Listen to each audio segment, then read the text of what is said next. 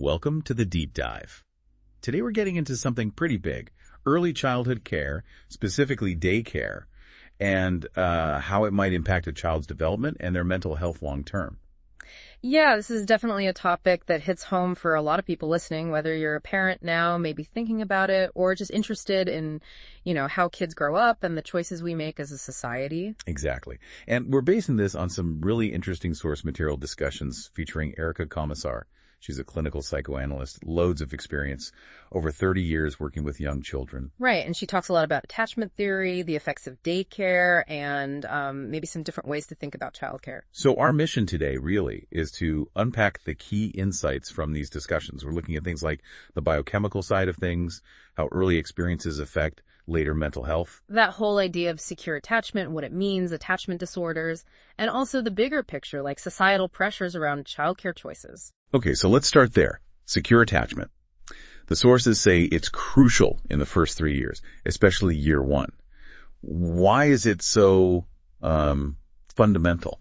Well, it's kind of amazing, actually. The research shows a really strong link. If a kid is securely attached around, say, 12 months, they're much more likely to still be securely attached 20 years later, and generally more mentally healthy overall. 20 years later, wow. Yeah. It's like building the foundation of a house, right? Get that right early on, and everything built on top is just stronger, more stable. And mental health here. It's not just about avoiding illness, is it? What does it really look like in terms of development? Good question. It's broader. It's about developing the ability to, regulate your emotions, handle setbacks, read social situations, function socially, and also those executive functions, things like judgment, perception, working memory, the ability to actually learn effectively. It's the whole toolkit, really. Komisar uses that phrase, socks before shoes. Right brain before left brain. Yeah. I like that analogy. What does she mean? It's a great way to put it. Think about it. You wouldn't put shoes on bare feet, right? No. So the right brain develops rapidly first. That's the socio-emotional side. Your feelings, your connections, those are the socks. Got it. That needs to be well established. Secure attachment helps that happen. Then comes the left brain, more cognitive stuff, language, logic, the shoes. You need the emotional foundation. What happens if that secure attachment doesn't quite form? If things go a bit sideways? That's insecure attachment. Exactly. That can happen if there's, say, earlier prolonged separation from the primary caregiver, like starting daycare very young. Or it can happen even if the mother is physically there, but maybe struggling herself, emotionally unavailable, distracted. It's about that consistent feeling of safety and responsiveness. So it's not just about clocking in the hours physically. That emotional presence is just as vital. Sort of challenges that whole quality time idea if the consistent presence isn't there. Absolutely. It's really hard to provide that deep moment-to-moment reassurance if you're not physically present a lot of the time, especially when their brains are just soaking everything up, learning about trust and safety. And if a child is insecurely attached early on, does that tend to, stick with them? Unfortunately, the longitudinal studies suggest it often does. Something like 80% of infants who show insecure attachment at 1 year. 80%. Yeah. They still show similar patterns 2 decades later. It really underscores how formative those early experiences are. And those patterns, they're linked to real mental health challenges down the line. Yes, there are correlations. Insecure attachment is associated with a higher likelihood of things like depression, anxiety, ADHD, even borderline personality disorder, and just general difficulties in forming healthy relationships. You mentioned attachment disorder earlier. Is that like a coping strategy? In a way, yes. It's described as an unconscious way the child's brain adapts to cope with the distress of feeling like they've lost or don't have consistent access to their main source of security and comfort.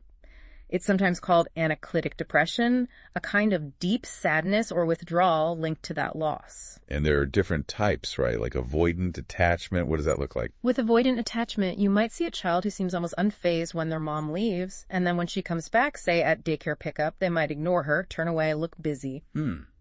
So they look independent, but maybe they're not really. Exactly. It can mask underlying distress. And later in life, this pattern can be linked to difficulties forming close, trusting relationships, maybe a higher risk for depression. That makes me think. There's this trend you see sometimes like on TikTok where kids are supposedly perfect angels at daycare all day. But the second the parent picks them up, they just have a total meltdown. Could that be related to this? It's an interesting point. While it's often played for laughs, some experts, like Komisar, might suggest that behavior could reflect attachment struggles. Maybe the child is suppressing their stress and anxiety all day in that environment. Holding it all in. Right. And then when they're finally back with their safe person, their primary attachment figure, all that pent-up emotion just comes flooding out. Securely attached kids tend to have more consistent behavior across settings, generally speaking. Okay, so let's talk about stress. Early separation, daycare. It can be stressful. How do we know that? Is it measurable? Yes. Studies have looked at salivary cortisol levels in young children in daycare settings. Cortisol, the stress hormone. Exactly. And they often find elevated levels compared to children cared for at home, suggesting their stress response system is more activated in that group setting. And what does that chronic low-level stress do to a developing brain? Well, it can manifest in different ways. Sometimes as distractibility, that's kind of the flight response, difficulty focusing. Or it can show up as aggression, the fight response, being easily agitated, maybe lashing out. Komisar even posits that some presentations of ADHD might actually be rooted in this hypervigilant stress response from early experiences, rather than just being purely neurological. Interesting. The sources also flag two really critical periods for brain development. Birth to 3, and then adolescence. What's happening then? Yeah, huge periods of change. 0 to 3 is just explosive growth. Massive neurogenesis. The brain is making connections like crazy, especially the right brain, the socio-emotional hub. It gets to about 85% of its adult size by age 3. Wow. And it's super sensitive to the environment, to relationships. Then adolescence, which we now know goes from around 9, maybe even up to 25. 25? That's way longer than we used to think. Totally. Thanks to brain imaging like fMRI, we can see the prefrontal cortex, judgment, planning, emotional control is still maturing. There's also a lot of pruning happening, then the brain getting rid of unused connections to become more efficient. So it's not just teenagers being moody, it's actual brain construction still happening. Pretty much. And parents are really like the architects during both these phases, you know? Their parenting style, their presence, it actively shapes how that brain gets wired. Which explains why parent psychoeducation can actually help with kids' stress issues. Exactly.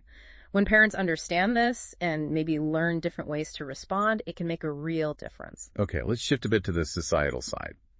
The sources talk about this tension many mothers feel. Wanting to be home with young kids, but facing economic pressure or societal expectations to go back to work. Yes, this is a major theme. Komisar highlights this common, deep desire many women express to be with their babies versus the financial need or sometimes the cultural push to return to the workforce quickly, often meaning daycare becomes the default. And there's that statistic about highly skilled women leaving work after having kids. Right, which suggests it's a powerful pull for many, even when they have strong careers. It points to a real conflict many women navigate. The history of this debate, involving the feminist movement and economic changes, also comes up. Yeah, the narrative around women's roles, work, and childcare has definitely evolved. Sometimes the emphasis on workforce participation as key to equality, combined with the economic reality of needing 2 incomes, has perhaps overshadowed some of the developmental needs of very young children. It's complex. And the fact that the U.S. does